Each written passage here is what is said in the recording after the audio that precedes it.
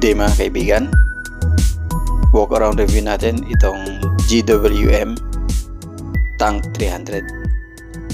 Share din natin ang point of view natin sa kanya, sa experience natin na ma-test drive siya, at makita ng personal itong magandang sasakyan ng Great Wall Motors. Ang sasakyan na to ay gawang China brand mga kaibigan, pero ang itsura niya ay parang European or parang yung sa Jeep na sasakyan mga kaibigan. So ang seating configuration nito ay 5-seater lang siya, parang sa Jeep Wrangler or Jeep Sahara. At ang pagkagawa niya ay maganda rin mga kaibigan. Ang materials na ginamit sa kanya ay high-end din, maganda, at pati yung pagkagawa niya ay premium din. Almost ginaya ito sa mga European at American brand na sasakyan mga kaibigan. Okay, hopefully magustuhan nyo itong walk around review natin sa kanya at itong experience sharing natin dito sa sasakyan na to. Dati napapanood lang natin ito, or napapanood ko lang ito sa mga videos sa YouTube sa China, pero this year ay dinala na siya or available na siya sa ating bansa dito sa Pilipinas. Ang makina or engine ng sasakyan na to ay 2.0 na direct injection turbocharged na gasoline engine with 217 horsepower at 380 Newton meters. 8-speed automatic siya mga kaibigan. At meron siyang 9 driving modes. Ang drivetrain nito is 4-wheel drive. At ang suspension nito mga kaibigan ay double wishbone sa harap, at sa likod ay independent na multi-link. At ang steering wheel nito mga kaibigan ay electric power steering. Sumabay siya dun sa competition na magaan ang steering feel. Ang gulong nito ay 265/65 rim 17 na all-terrain mga kaibigan. Okay, walk around natin itong magandang sasakyan ng GWM. At sa feel natin sa kanya sa pag-test drive ay napakaganda ng steering feel niya, napakaganda rin ng suspension niya, at pati yung articulation ng sasakyan nito ay napakaganda rin mga kaibigan. Okay, walk around natin siya.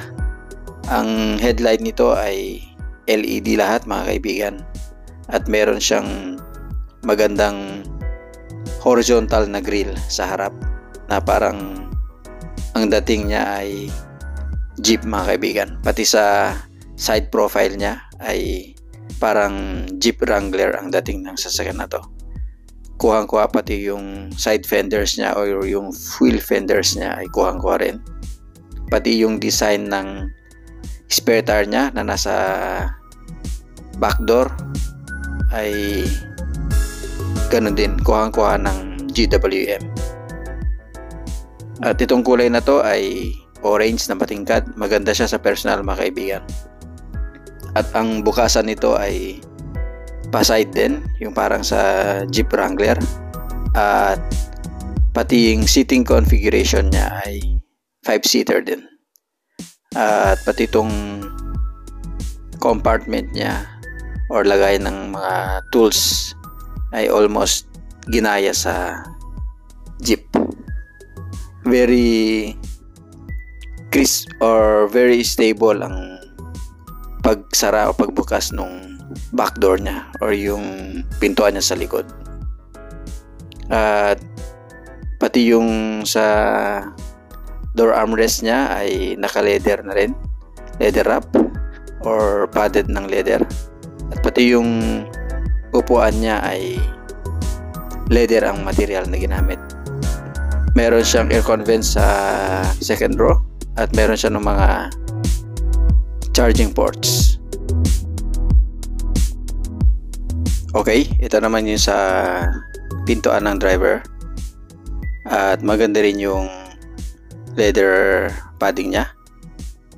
At lahat ng accessories or driver aids na nasa top of the line ng mga sasakyan ay nasa kanya, mga kaibigan. Okay, so ang upuan nito ay 8-way power adjust. At ang seating feel nito ay maganda rin, comfortable. Meron siyang wireless charging at yung infotainment system nito ay 12.3 inch na full color.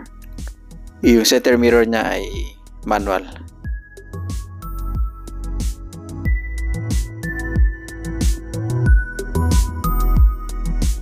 At naka 360 degree camera na rin to. At lahat ng kailangan mo sa top of the line or premium na sasakyan ay nilagay ng GWM dito sa Tank 300 nila. Leather wrap ang kanyang steering wheel at lahat ng control buttons na standard ay nasa steering wheel niya. LED ang kanyang headlight, pati fog light, at pati mga combination light sa likod ay LED na rin. Okay, napakaganda ng itsura o forma ng sasakyan na to. Pero para sa akin, hindi maganda or hindi bumagay ang design ng mags nito. At ang suspension nito talaga ay napakaganda rin. Base sa experience natin nung tinest drive natin ang sasakyan na to ay napakaganda ng suspension feel niya. Ang sasakyan na to ay nakakahalaga ng 2,678,000 pesos. At ang kanyang mga available colors is dust orange, itong winawalk around natin, fossil gray, yung tinest drive natin kanina, crystal black, at iceberg white. Hopefully, nagustuhan itong video sharing uli natin, mga kaibigan. Maraming salamat sa panonood at sa inyong suporta. At maraming salamat kay Sir Jasper ng GWM. Ang contact number niya is